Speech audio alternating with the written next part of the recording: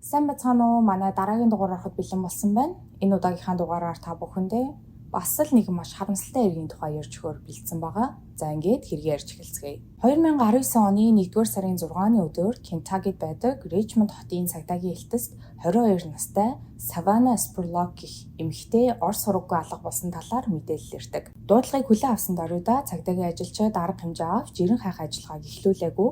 Учир нь насанд хүрсэн хүмүүс хэд хоногоор гэрээсээ яваад буцаж ирэх нь маш их нийтлэг тохиолддог үзэгдэл учир 24-өөс 48 цаг хүлээх хэрэгтэй гэж үзэн зүгээр бүртгэж аваад орхисон. Гэвч алга болсон гэх эмэгтэй 48 цагийн дараа 1-р сарын 8-ны өдөр болоход ямар ч ор сургаггүй хിവэрэл байсан учраас 2019 оны 1-р сарын 8-ны мигмар гарагт Ричмонд хотын цагдаагийн байгууллага эрен хайх ажиллагааг албан ёсоор эхлүүлсэн байдаг. Савана Спурлок гэж юм бэ. Савана Спурлок нь 1996 оны 2-р сарын 5-нд Кентаккид байдаг Ричмонд хотод Сесил Спурлок болон Эллен Спурлок нарын охин болж мэндэлсэн. Савана 4 настай Нова, 2 настай Джейс, мөн дөнгөж төрсэн эхрүүд болох Зэн, Зюри гэсэн 4 хүүхэдтэй ганц бие ээж байсан. Savannah Madison Central ахлах сургуулийг 2014 онд төгсөөд дараа нь Eastern Kentucky University Health Administration мэргэжлэр суралцж эхэлсэн. Их сургуульд байхдаа Savannah Shaquille Smith хэмээх залуутай болцож эхлэн удалгүй жирэмсэн болсон бөгөөд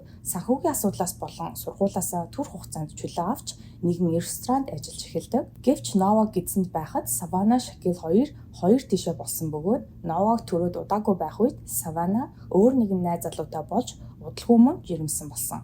Харамсалтай Savannah тэрхүү найз залуугаасаа дахин салсан бөгөөд удалгүй эхрүүдийн аавтай болцож эхэлсэн ч эхрүүдийг гидсэнд байхад мөн л хоёр тиш болсноор түүний ганц бие ээжийн амьдрал эхэлсэн. Дөрвийн дөрвөн хүүхэд ганцаараа өсгөөд хажуугаар нь ажил хийх нь маш хүнд байсан учраас Savannah ээжээ хоёр дээрээ хүүхдүүдийнхээ хамтаар нүүж очдог. Алга болох үедээ Savannah 22 настай байсан ба ажилласаа тарж ирээд л 4 хүүхэдтэй ихэнх цагаа зарцуулдаг тул түнд найзуудтайгаа орж гарах, аль эсвэл дуртай зүйлийг хийж өөрийгөө хөгжүүлэх цаг огт гардаггүй байсан гэж хэлж болно. Ингээд цагдаагийн ажилчид охиныг эрен хайх ажилдаа орж охиноо алга болсон хэмээн дуудлага өгсөн ээж Элленээс нь хамгийн түрүүнд мэдүүлэг авсан бөгөөд ээж нь хэлэхдээ 2019 оны 1-р сарын 4-нд Savannah хүүхдүүдээ ээжтэй үлдээ найзуудтайгаа гадагш гарч нэг оройг найзуудтайгаа өнгөрөхөөр шийдэн оройны 10 цагийн үед ээжийнхээ машиныг аван гарсан. Тэрхүү шөнийхөө орой 1-р сарын 4-ний шөнө 3 цагт Savannah-гийн ээж Ellen гинт сэрсэн бөгөөд Savannah-г ирсэн хэсгийг шалгахад тэр гэртээ ирээгүй байсан учраас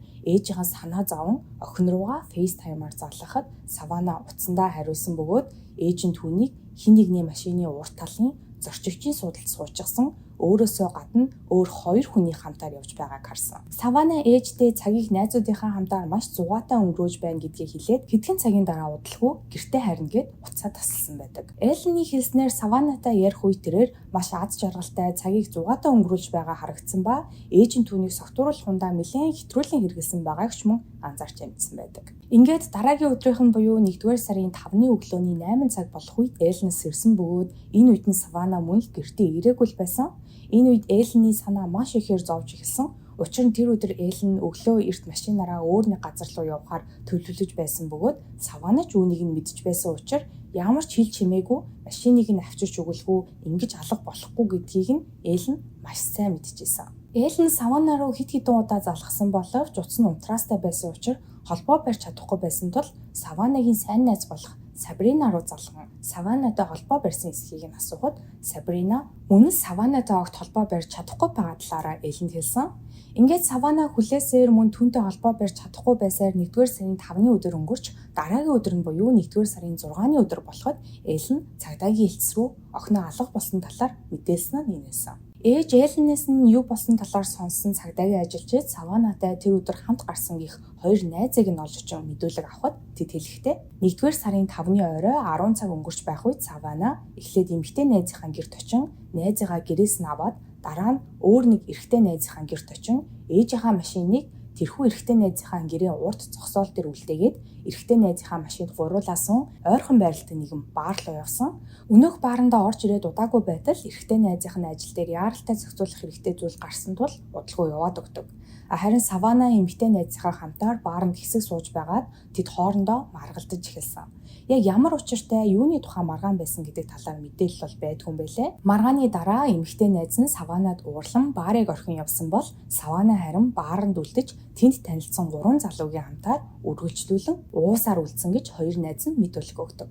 Тэрхүү орой хамт гарсан гих эрэгтэй эмэгтэй хоёр найз нь тэр үед л Саванаг сүүлийн удаа харсан ба дахиж түүнээс ямар ч сураг сонсоогүй талаараа цагдаагийн ажилчдад хэлж өгсөн. Хоёр найзаас нь мэдүүлэг авсныхаа дараа мөрдөгчид тэдний хамт очисон гих бааранд очин гадна талын ор хаалган дээр нь байрладаг хяналтын камерыг шүүж үзэхэд 1-р сарын 4-өөс 5 жилчих шөнийн 2 цаг 34 минутанд Савана 3 үл таних залуугийн хамтаар баарыг орхин гарч байгаа нь болон тэрхүү 3 залуугийн 2-ийнх нь хамтаар нэгэн машин цун баарнаас холдон явж байгаа нь бичигдэн үлдсэн байсан. Мөрдөгчид Саванагийн болон хамт гарч явсан 2 залуугийнхын зургийг олон нийтэд ил байршуулан таньж мэддэг хүн байвал холбоо барина уу хэмээн зарлал бичсэн. Цагдаагийн ажилчид хэргийг мөрдөж байхад Саванагийн гэр бүлийнхэн болон сайн дурын багийнхан нэгдэн Саванаг очсон байх боломжтой бүхэл газруудаар болон ойролцоох гудамжуудаар ирж хайсаар л байсан. Саванагаас ямар нэгэн сурагч хэмээн эсвэл түүний эрен хайхад тус болох үс ямар ч нотлох баримт олдохгүй байсаар 1-р сарын 22-ны өдөр цагдаагийн ажилчид Саванатай хамт баарыг орхин гарсан 3 залуу хэн болохыг олж илрүүлдэг. Тэднийг олж илрүүлсэн даруйда байцаалт авах үед 3 залуу мэдүүлэхдээ тэр дөрөв баарыг орхин гарсан даруйда 2 машин салд суусан ба өмнө нь хэлжсэнчлэн Савана 2 залуугийн хамтаар нэг машин цуугаад явсан бол үлдсэн нэг залуу өөрийнхөө машин цун тэр 3-ын араас дагаад явсан. Ингээд тэр хэд явсаар Саванагийн гэрээс 40 майл буюу 64 км-ийн зайтай байх Gerard County-гийн ойролцоо машинаар зугаалж байгаад нэг залуугийнх нь гэр Gerard County-д байдаг тул тэнд очин онцгойхоор болсон. Ингээд дараагийн өдрийнх нь өглөө Савана гэртээ арихаар өглөө эрт гараад явсан. Түүнээс хойш дахиж Саванагаас сураг сонсоогүй гэж 3 залуу адилхан мэдүүлэг өгдөг. Мөрдөгчид тэдний хамт очиж хонсон гих Gerard County-д гэрн байдаг залуугийн герт нэгжлэг хийж үтсэн боловч нотлох баримт болохоор аль эсвэл с ิจ гтэй санагдахаар юу ч олоогүй. Өнөөх 3 залуугийн мэдүүлэгч хоорондоо зөрөөгүй, дээрэс нь мөрдөгчдөд нотлох баримт байгаагүй тул үл таних 3 залуу судлаж явуулсан байдаг. Хэдийгээр Савана тэрхүү 3 залуугийн хамтаар герт нь очсныг нотлох баримт олдсон ч тэдний хэлснээр гэрээс нь өглөө эрт гараад явсан гэдгийг нотлох ямар ч баримт олдоогүй. Хэдий цагдаагийн ажилчид Саванаг эрен хайх ажиллагаагаа үргэлжлүүлсээр л байсан хэдий ч түүнийг олоход тус болохоор ямар ч мэдээлэл олж чадахгүй байсаар хэдэн сар өнгөрсөний дараа 2020 оны 2-р сард Cajun Coast гэх эрен хайх аврах багийнхан Саванаг эрен хайх ажил туслахаар Кентакид ирсэн. Энэхүү эрен хайх аврах багийнхан нь Америк даяар нэлийн алдартай бөгөөд муж хот харгалзахгүйгээр хэрэгтэй гэж үзсэн бүх хот болон мужуудад очин ажилладаг ийм баг байдаг. Cajun Coast багийнхан Кентакид ирэн бүхэл с ิจ гтэй санагдсан газруудаар эхнээс нь Саванаг эрен хайсан боловч мөн л ямар нэгэн сэжүүр илрүүлж чадаагүй. Ингэж явсаар 5 сарын дараа 2020 оны 7-р сарын 11-нд Кентакигийн цагдаагийн хэлтэс нэгэн эрэгтэйгээс дуудлага ирсэн ба залуу хэлэхдээ Gerard County-д маш ойрхон байрлах байшингийнх нь ард талын цэцэрлэгээс маш муухай үнэр гараад байгаа ч яг юу болохыг нь мэдэхгүй байгаа учраас цагдаа нарыг ирээд шалгаад өгөөч гэдэг. Дуудлагын дагуу явж чод ард талынхаа цэцэрлэгийг шалгаж үзэх үедээ цагдаагийн ажилчид ердөө 19 инч буюу 48 см-ийн гүнд шатаагаад болсон эмэгтэй хүний цогцыг олдог. Эмэгтэй цогцос шатаагдахаас өмнө нүцгэн байсан нь тодорхой байсан бөгөөд гар болон хөлийг нь уяад хүлчгсэн байдалтай мөн цогцсны хажууд дутуу шатсан хевсийг хогийн уутантын хайсан байсан. Тэр даруй цогцсыг хэн болохыг таниулахаар лаборатори руу явуулсан.